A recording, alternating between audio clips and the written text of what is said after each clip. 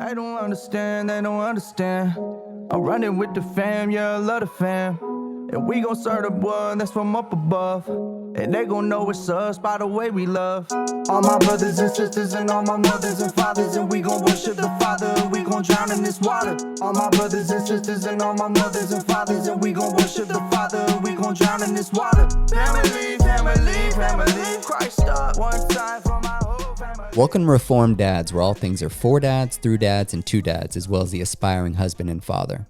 I'm your man, Dusty Marshall. I'm a Christian husband, father, hip-hop artist, and co-founder of A Regular for Christ Ministries. I have with me, as always, my man, Norm, the Master's dog. Dunham, what's going on, brother? What's going on? How's it going? It's good to have you back. It's been a little while. It has been a minute. And we also have with us my man over here, known as Chris Swag Martinson from Voice for the Voiceless in Utah. Yo, thanks for having me on again. Yes, sir. I'm glad to have you. Real quick, man, you know, we've been off for a while, but I want to just say thank you very much to all of our Patreon supporters for supporting us and continuing to rock with us. I have not been able to do any episodes because I've been moving from Arizona to Utah, and that has been taking a lot. Still in the process of selling my house, but thank you to all the Patreon supporters. Be on the lookout. We're going to be starting another book study next month, and we're going to be going over Family-Driven Faith by Vodi Bakum. I'm excited about that. I know we haven't talked about that yet, Norm, but I figured I'd just announce it live. You're here. Now you know. That's awesome. Vodi is the man. So yeah, I'm down for that. So if you want to jump on that, you want to jump on our book study, you can become a Patreon supporter, and by going to patreon.com/reformdads, sign up to be a legacy dad and be on the lookout for our book study starting in October. But what we wanted to talk about this week is a culture that hates children.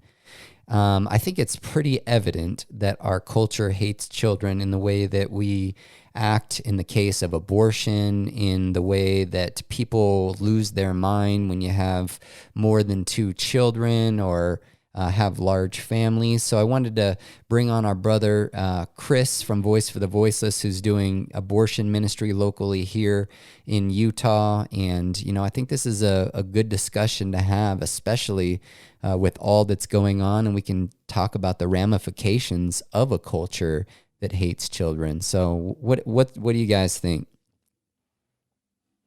Let's go ahead and jump in there on that. Yeah, it's not just, when we're talking about our culture hating kids, hating these children, it's the family structure being broken down, and abortion is right there at the top. You just start with sacrificing these children, killing these children. There's almost no other way to say the breakdown of the family starts if you start with killing your children. Yeah, Right. absolutely. Yeah, Exactly. That's culprit number one for giving evidence that we live in a culture that hates children. Abortion is happening legally throughout the United States, and we've killed over 60 million children since Roe v. Wade in 1973. There's currently no one or not enough people man enough to stand up and give equal protection to the unborn child, and the death toll continues to grow. Right. Absolutely. You're talking about that. I was just pulling up abortions worldwide this year. Just this year, 29 million children since January. And I can't find, I have a link that I use in my other podcast videos that gives the amount of abortions since Roe v. Wade, and I was trying to find it and I couldn't get it to pull up. But there is literally been, okay, here we go. 63,107,000 babies have been murdered since Roe v. Wade was enacted in 73.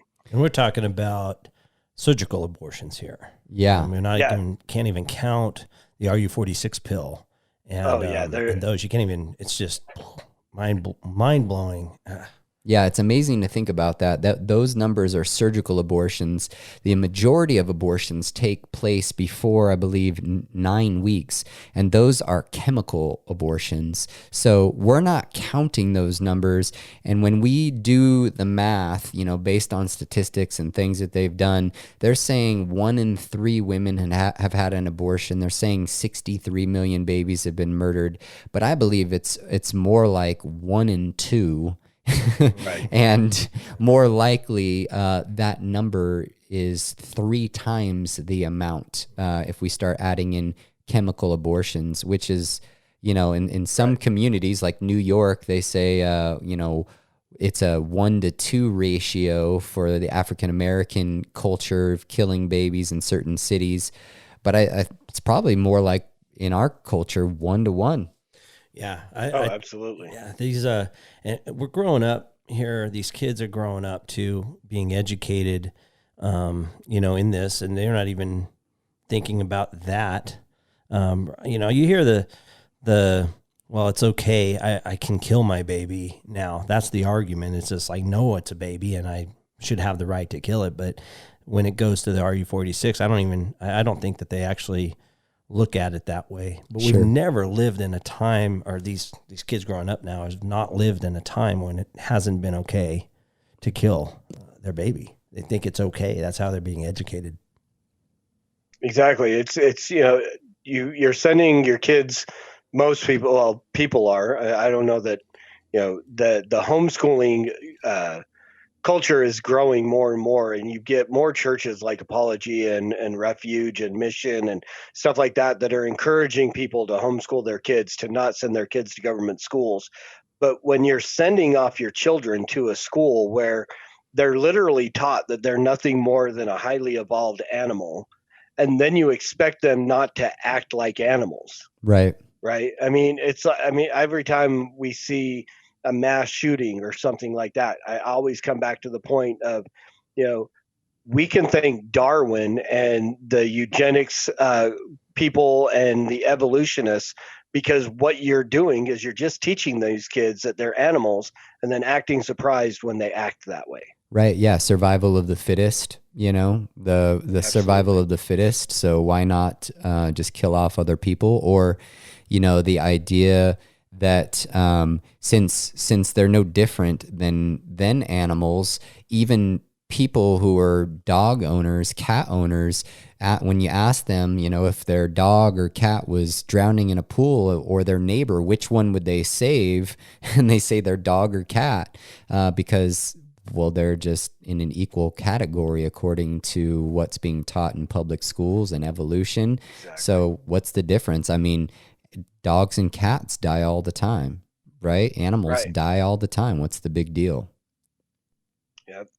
Yeah. It's the culture that has created the pet parent, the people that are like, my pet are my kids.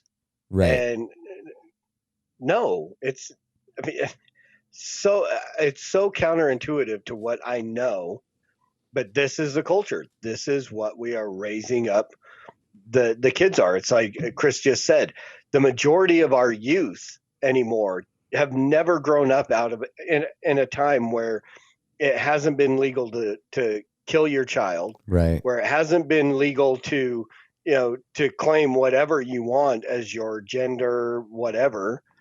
Right. I mean, it's the culture, when you get into the culture that hates kids, I mean, it takes you into the homosexual agenda, the transgender agenda. All this stuff falls into play, but the core of it, I think, is abortion. Sure. And then all the rest spreads out. Yeah. And you see, like you said, I mean, when you go to these abortion mills and you see the death escorts, which are, literally people who escort mothers and fathers in to murder their child and try to block out the voice of those who are trying to save them. Many of them are homosexuals. A lot of them are transgender, the Satanic Church. So it's clear that a lot of these people there hate God, And the way that what they can do, because they can't kill God, is they can help people kill image bearers of God, and they can try and make other people like them, people who can't reproduce. Homosexuals Absolutely. can't reproduce. You can call women and they can, be artificially inseminated or whatever, but apart from a man and a woman coming together, they can't reproduce. And because of that, because they hate God, because that they hate the, family as God has instituted it, they're looking to destroy that family and take away what we can do that they can't, right? Take away what the family can do that they can't. Kill your baby. Absolutely. So that's first, right? A country that refuses to protect the most innocent, which are preborn children in the womb, continuing to die. A country that has said it's not a baby, it's a fetus, has used language just like Nazi Germany did to dehumanize another human being so they can kill them off, and just wipe out an entire generation of people. Right, exactly. It's it goes back to slavery and the dehumanization of the black person during the time of slaveries and the terminologies that were used in that time, all the way up through the 60s. Fetus is no different than, I hope we're not going to get shadow banned for this, but using the term fetus is no different than using the term nigger. Mm-hmm. It's a dehumanizing Yeah. term. It is used with the absolute intent of making that person that is addressed with that term less than human. And it was used in Germany. It was used with the Jews. We see it all, and we see it with every epithet that is geared towards any different ethnicity. And Those terms are used to dehumanize, and that's all all the word fetus is used to convince somebody that child is not a child, that there's somehow a difference between fetus and baby, when it's literally just the difference in language. right. Yeah, it's the dehumanization so you can commit genocide, and America, it really hasn't stopped, because before the slave trade and black people, it was the Indians, right? They would dehumanize the Indian. They would put out cartoons of Indians portraying them not looking like regular people to dehumanize them, so they could treat them a certain way. They can kill them off. And then it turned and then it was also the slave trade. And now it's innocent children in the womb. And we have Exactly. the 14th Amendment, it's for equal protection of these people. And if you can pull out a certain section of people and say, well, this doesn't apply to them, and that's what they're doing to the babies, they don't want to give them the equal protection, even though they are even now admitting that they are humans and they are people. So they should be protected under the Constitution, under God. Yep, absolutely. Right. Exactly. And then you get laws like Texas that are, it's incrementalism. And of course, as an abolitionist, I recognize that incremental law is all it's doing is it's legislating that it's okay to kill a baby at this point in time, but after this point in time, it's not. Well, it doesn't do. Can we say that there will be less babies killed? I hope so. Is it still a good law? No, because what you're doing with this law is you're saying there is a segment of society, a segment of the population that it is okay to kill, even if that is, before a heartbeat is detectable. So does that mean somebody who's, being only living because they have an electrical device in their chest causing their heart to beat? Should we be able to kill them? Because that's, and so you see these where supposedly pro-life people are trying to, we're trying to make it better. No, we've got to come down to what Chris just said, the 14th Amendment. These are people, and they should be protected under the Constitution Right. as people. And ultimately, we should come back to the fact that we know that they're image bearers of God. And because they bear that image, they are of value and they should be protected. Right. Yeah, absolutely. So we've seen that children aren't being protected by either our Constitution, the men in our society, and that's really where the failure is, the men to lead in our society, to do what they're supposed to do, to protect women and children. They become cowards. They've given themselves over. Well, God has handed us over to have exactly what we want, and we become haters of God, murderers, all of these things. And as you can read in Proverbs 8:36, it says, "Those who hate me love death." So those who hate God love death. So when God hands you over to worship a God that you've created, or the creature that you've created, you become a hater of God, and those who hate God love death. It's very clear. Absolutely. That's not the only way that our culture shows that we hate children. The second thing that I like to point out, and I've experienced this in my own life, I'm a father of 5 children, is that large families are looked at as outcasts, like you've done something wrong by having many children. Like that is looked at even at times from church members as if like, wow, what do you know, there's a way to fix that, right? You know that there's something that you can do to stop that from happening. Me in my own family, I don't even talk. I'm not even excited anymore to tell my parents who are unbelievers about my wife being pregnant again, because I've had such terrible responses from them in the past where it's turned into an argument. And it's just a culture that loves personal comfort, and children are seen as burdens, financial weights, dream killers, whatever you want to call it. Our culture has turned children into, well, they're just something to send away to school once they get old enough, and they're just too difficult to raise and tough to handle. You Right. see though, Exa- sorry. Yeah. Looking at the big families, when you have the big families, you have those kids, the moms, the dads, it truly is a gift from God. And they aren't saying by any means, boy, this was a mistake. No, instead they're just like, this is, wow, what a reward, what a gift to have that big family. So it's that education of what the school systems and things and the world has been telling these kids to grow up, that it's a mistake. But when you have them, you truly know it's a gift from God. It is a reward. And the big family is amazing.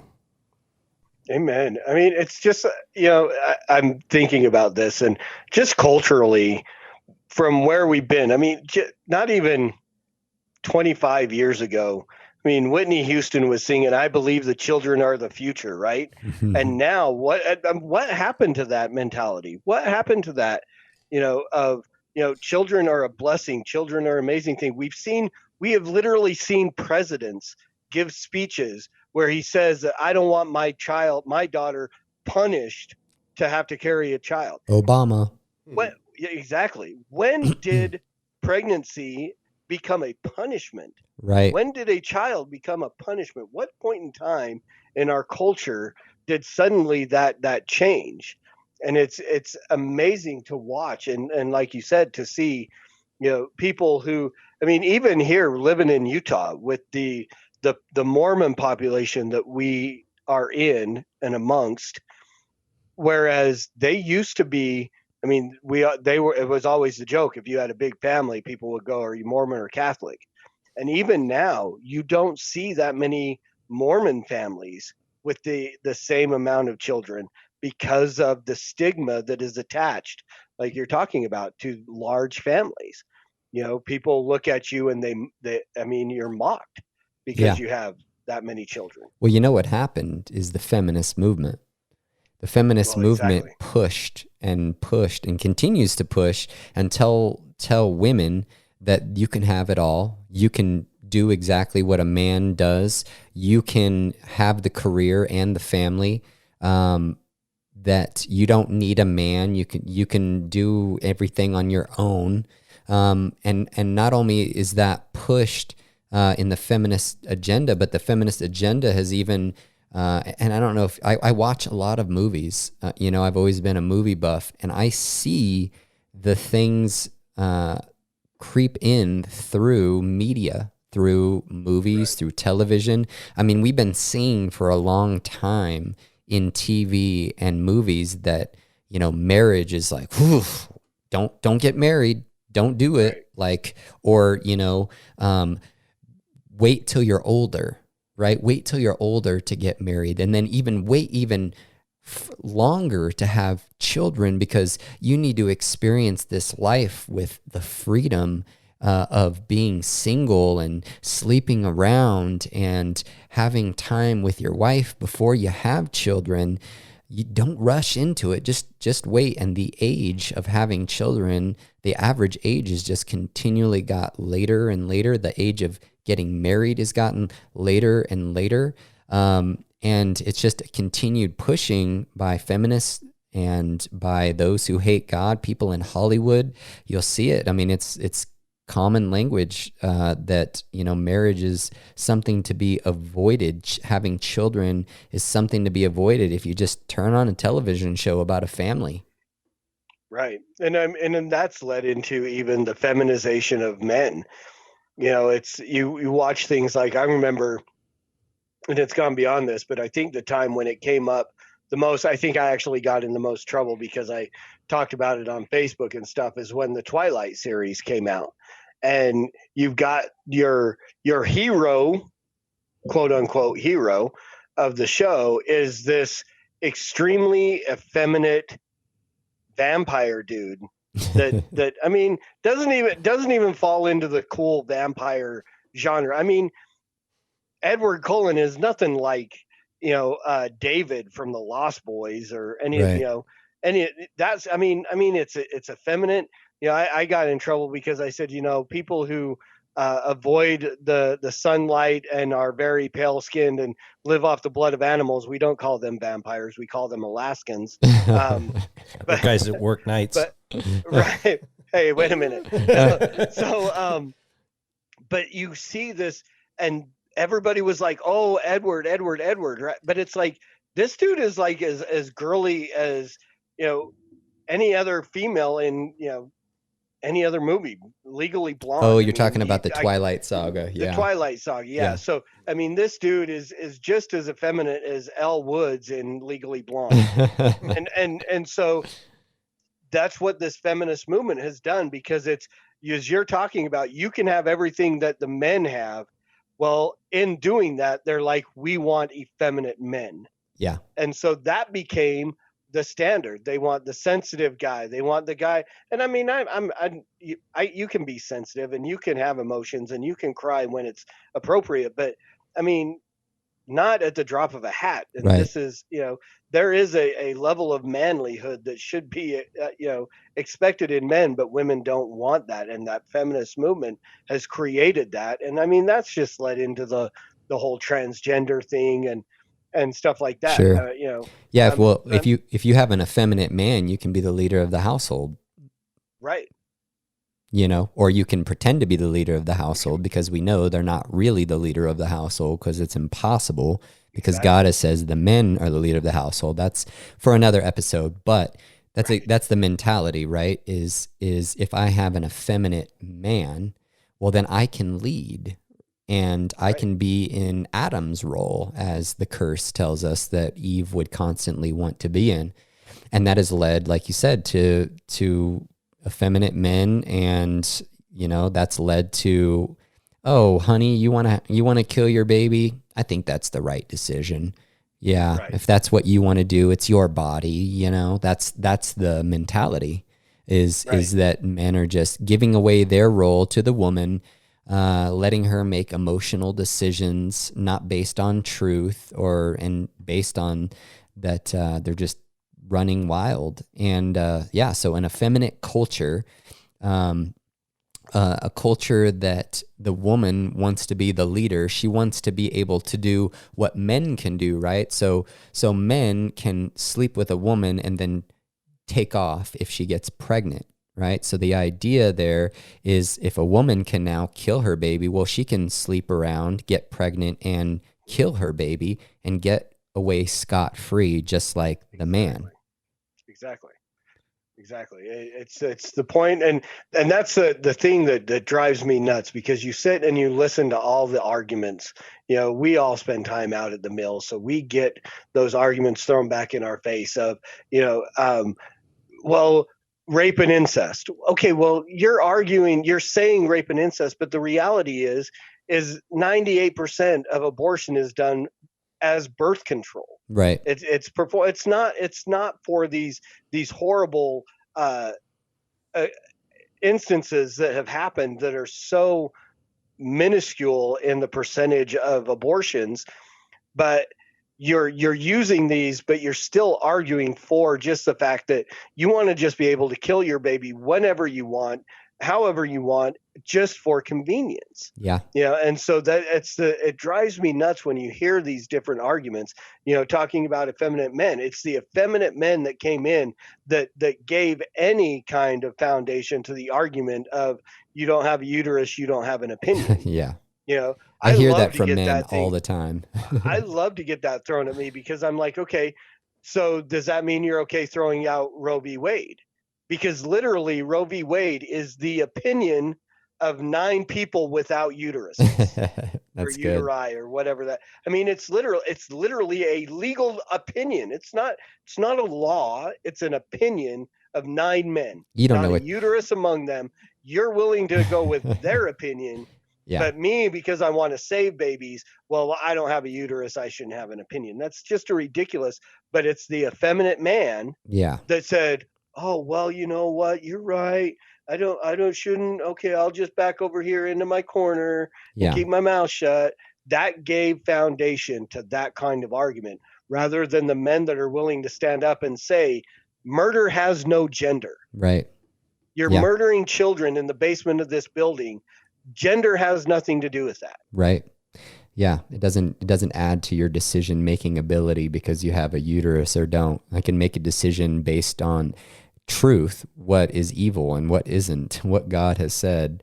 But yeah, so abortion, obviously we've talked about a culture, effeminate men, and the feminist movement. That the feminist movement's really funny, because if you really think about it, women are fighting to be the very thing that they hate, right? They hate they hate men, they hate the ruling man, but they want to be the ruling man because there's no other option for them. You're either a woman or a man.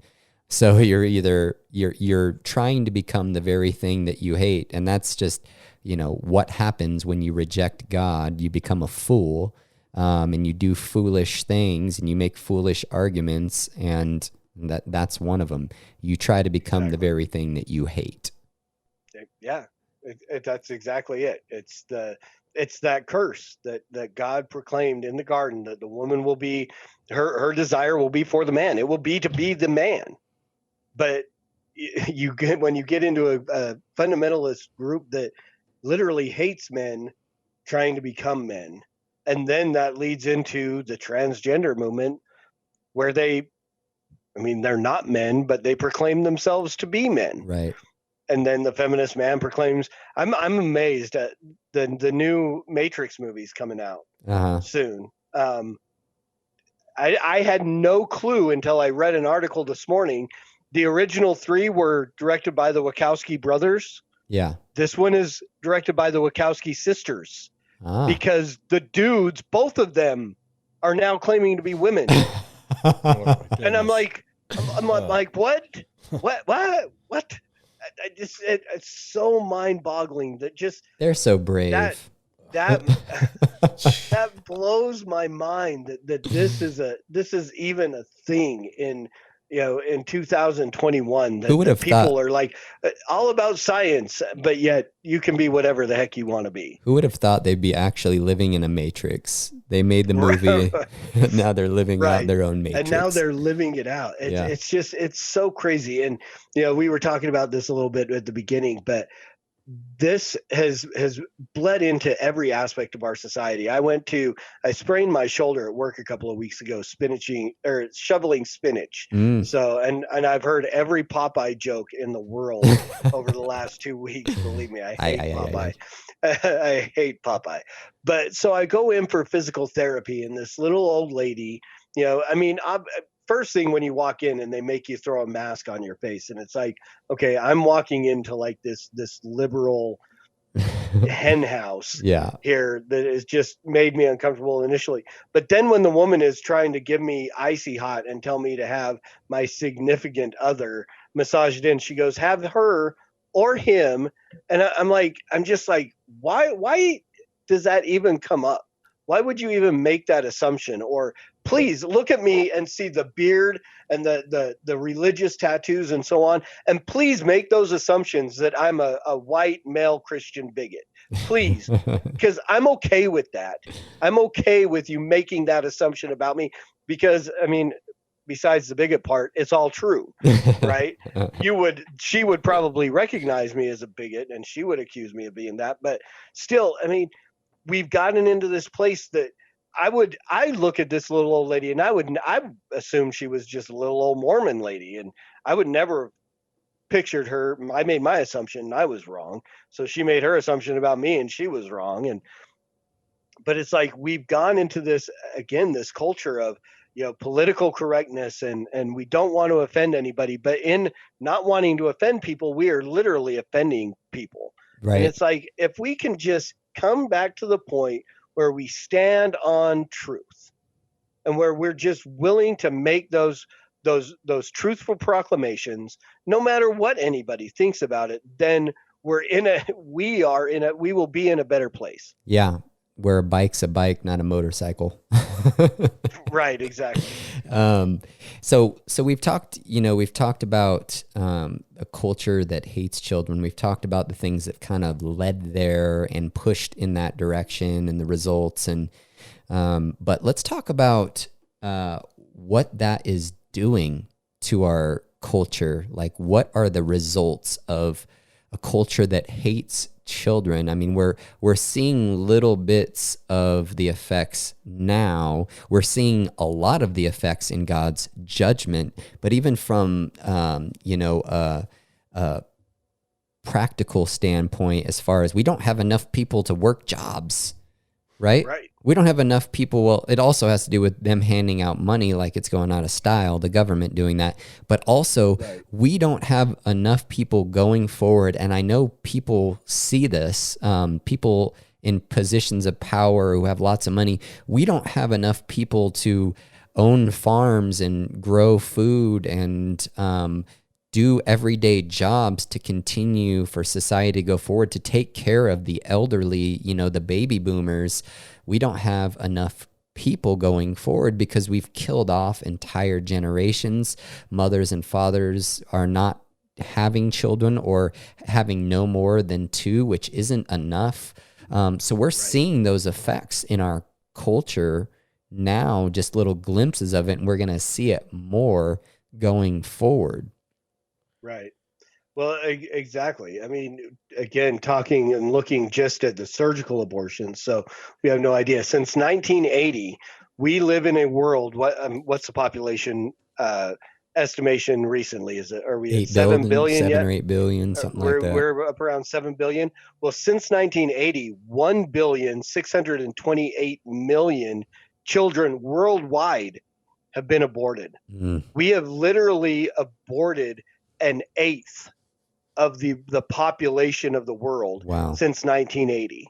Yeah. And as you say, you look at that, how many of those would be farmers? How many of those would be the people who are working the jobs and, taking care of, we're literally wiping out generation upon generation upon generation on a yearly basis.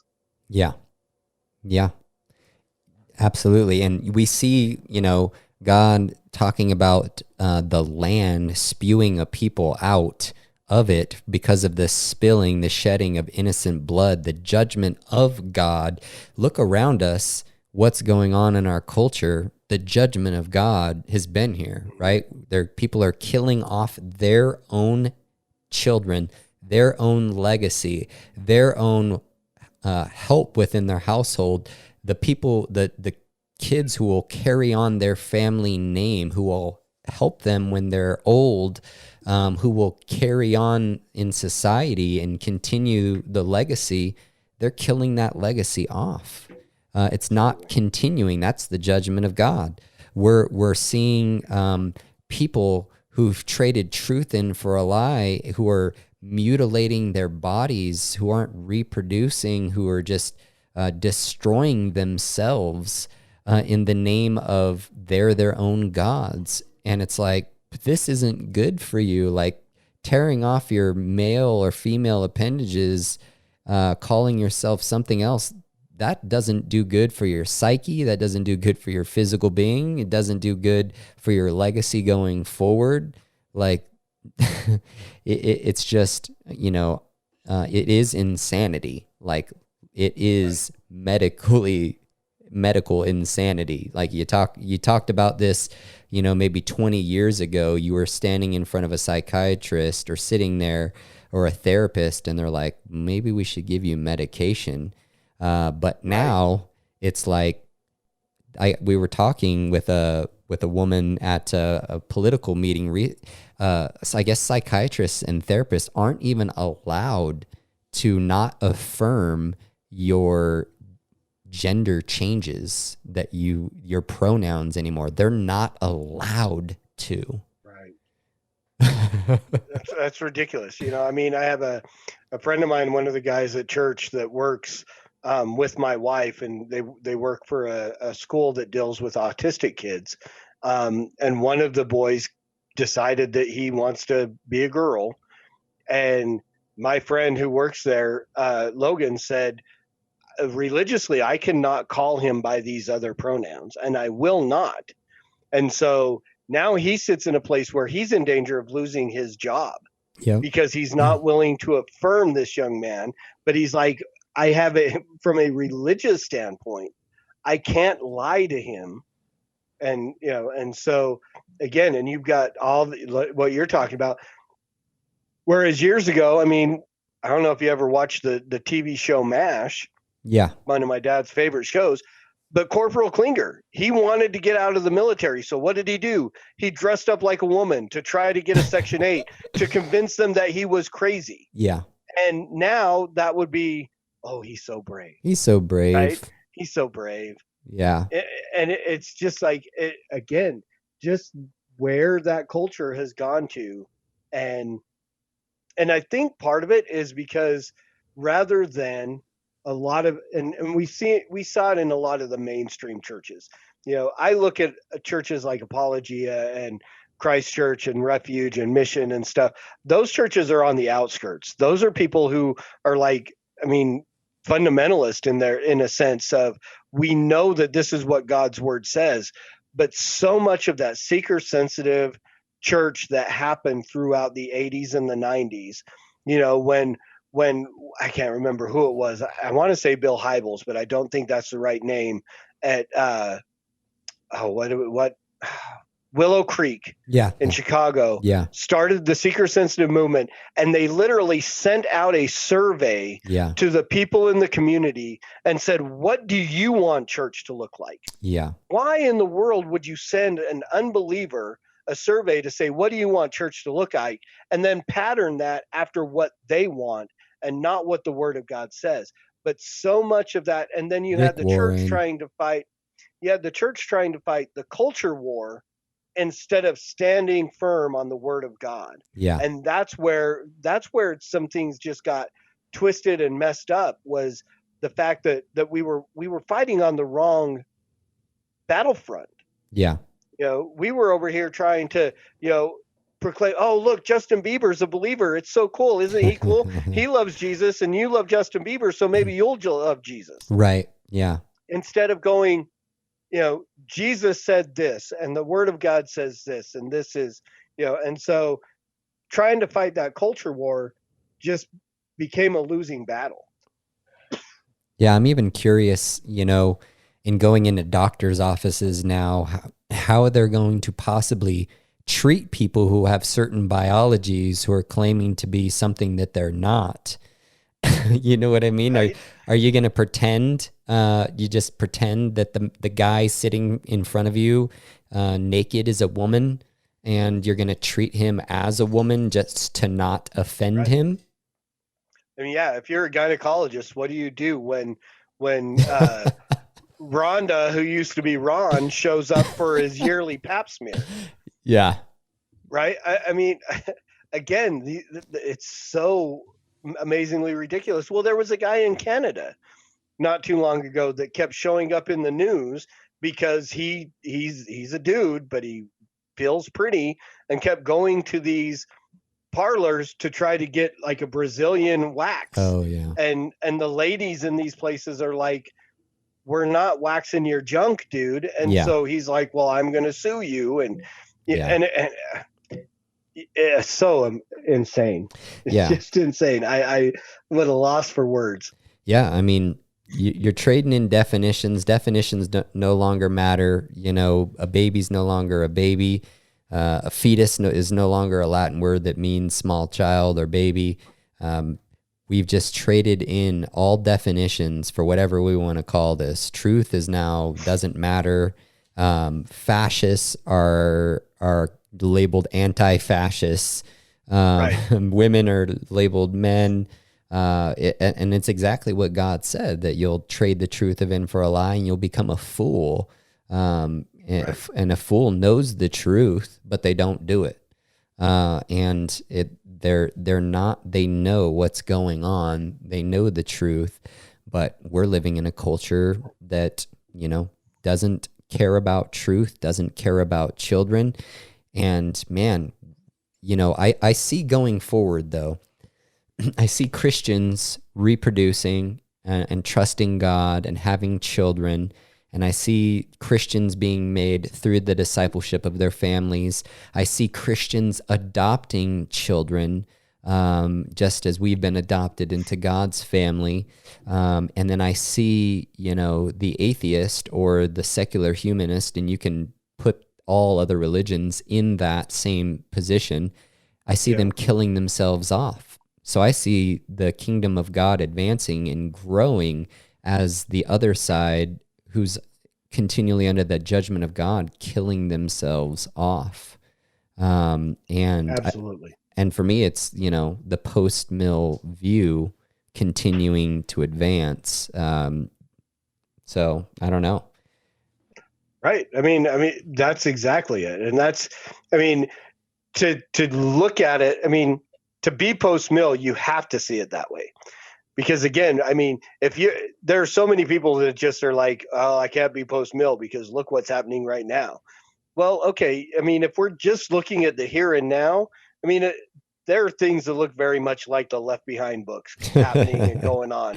Right. Yeah. And so, but the rapture is not going to happen. But you're exactly right. It's as you get these cultures that are going to go further and further in killing off their own children and not reproducing and not, so they're killing themselves off. You're going to have, the Islamic world that has been trying to kill itself off for 14 centuries and just continues to do so and do so. But like you said, it's going to be the Christians that stand on the word of God, that stand on that firm truth, that start making, creating farms, leading their families. It's the Christians that are adopting, no matter what they tell you at the abortion clinic. Well, you're just pro-birth. Right. You don't care about them after they're born. Look at the statistics, people. Who are actually the ones on waiting list for adoptions? It's Christians. Right. You don't see a whole lot of atheists or anything, except for Pete Buttigieg and whatever his man friends are that were in the news a couple weeks ago, that literally engaging in child abuse by adopting these two children. Oh man. And but that it's a very small amount of those people outside of the Christian world that are actually adopting children and raising big families. And so that's where we're going to see that post-mill happen. The church is going to blow up as everything else blows itself up. Yeah. And Chris, maybe you can speak to that, about the, you only care about, you're only pro-birth. You guys are helping families right now. There's 4 families that have chosen life, and you're taking care of their physical needs. You want to talk about that a bit? Yeah, currently, let's see, we have about 3 that are kind of new to it, but we're also helping the other ones along that chose life and had their kids, and they're continuing on. It's not just they had their kids and great, and we're going on. We want to actually come along with them forever. So we're hoping to see these families that we're teaching to get along in life. Learning and teaching learning them their skills. Yeah, but also being able to share the gospel with them, and just fellowship with them. You're bringing them food, right? Food. We've given them counsel on finances, even vehicles. In some cases, vehicles. That's right. We've been able to rent, heat bills, whatever it is they need. We want to be able to give that to them. So, and like I said, it's not just giving it to them, but it's also teaching them what to do with it and how to not get into that position again. Which, they'll go back and forth, and some people might look from the outside and go, wow, they're just a wreck. Yeah. There's no hope for there. Why would you do that? Well, because it's the same thing that, all these people need. They've gotten into that by this way of thinking, and they need to learn to do good. They need to learn to get out of it. Yeah. Our culture has taught them just to get into debt or to just live off the government's money, and they don't need to work. And that's another thing working against them. What seems like a good thing in our culture is actually, for supporting families, is actually destroying families, because you can get money from the government if you're not, if you're not having children, or if you're not married. There's single moms. There's different ways that you can get money from the government, and the government, they're not helping people in society by giving them free handouts and showing them that they don't have to work, that they don't have to take care of their responsibilities. They're actually tearing the family down, and they're becoming the god of the people, or the little god of the people, and it's destroying them. It's destroying families.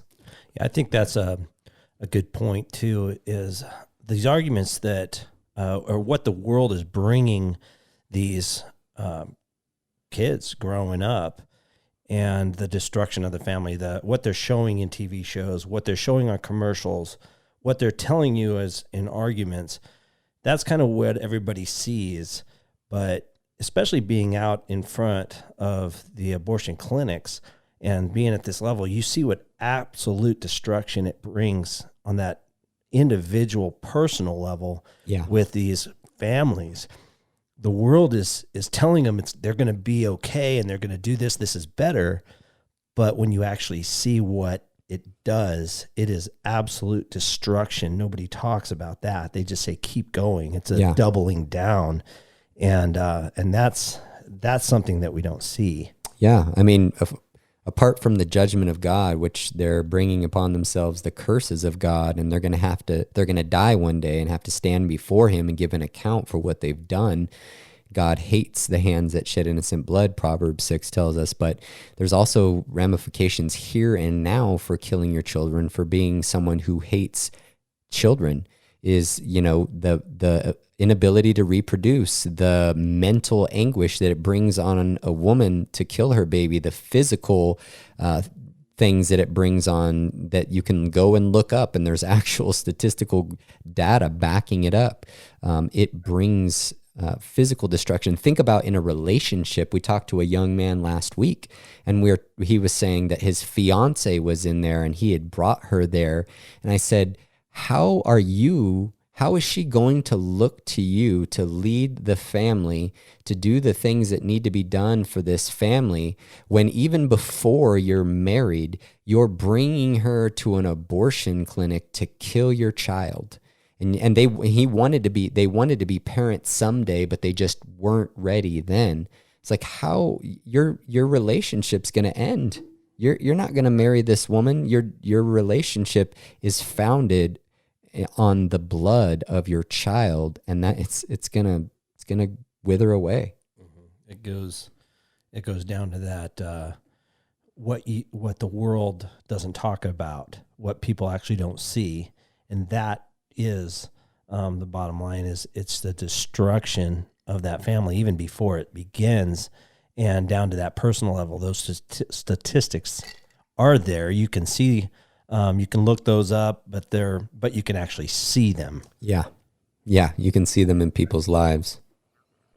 Absolutely. Well, I think we've had a good discussion on the topic. I don't know what's going to happen in our culture to change things around, apart from Christians continuing to preach the gospel and the kingdom advancing, and hopefully criminalizing abortion. Speaking of criminalizing abortion, I just want to put out some information about the Americus Brief and the court case, which is going on right now in the Supreme Court to overturn Roe versus Wade. I think it's happening after September 15th. So if you're listening to this, you may be hearing it after it's already begun. But if you want to show your support in overturning Roe versus Wade, you can go to takeactionforlife.org and you can sign the petition saying that you are in support of this court case, you're in support of overturning Roe versus Wade. And they have it's not technically a petition, it actually adds your name to the lawsuit that is going on. And it just shows another name in support of overturning the unjust and unconstitutional ruling of Roe v. Wade. And Christians are behind this, and they're working to overturn Roe versus Wade, even though Roe versus Wade is not a law, it's a court ruling. But this would be a victory in when you're dealing with your state legislature. A lot of the times the argument you're going to get with legislators is, well, we can't put in a bill of abolition because the Supreme Court would just shoot it down because of Roe versus Wade, that ruling. But the truth is, states have sovereignty and they can do what they want in the state. But this would take away that excuse. If we overturn Roe versus Wade, it would show like that. Let's take away this excuse that you're continually hiding behind, and let's do something within our state. So I would ask everyone to go to takeactionforlife.org and sign on in support of this case. What the name of the actual case is Dobbs versus Jackson. Is that correct? That's correct. Yes. Yeah. Dobbs versus Jackson. This case is going to be heard, and we need Christians to rise up, to stand up and show their support. And one of the ways you can is to go and sign that petition. But you brothers have anything else to add before we get off here? Well, since I'm throwing out the stats, I just wanted to say that since we started this episode, 3,719 children have been aborted in the United States, or worldwide, not in the U.S., worldwide. Since we started this episode, that's the amount of abortion. That's how frequent, and how, just to give a little idea of what that's like, the lives that have been lost since we started this, 3,700. Rise up, man. Children. Rise up, Time man. to stand up. In your neighborhoods, in your communities, this is going on in your state.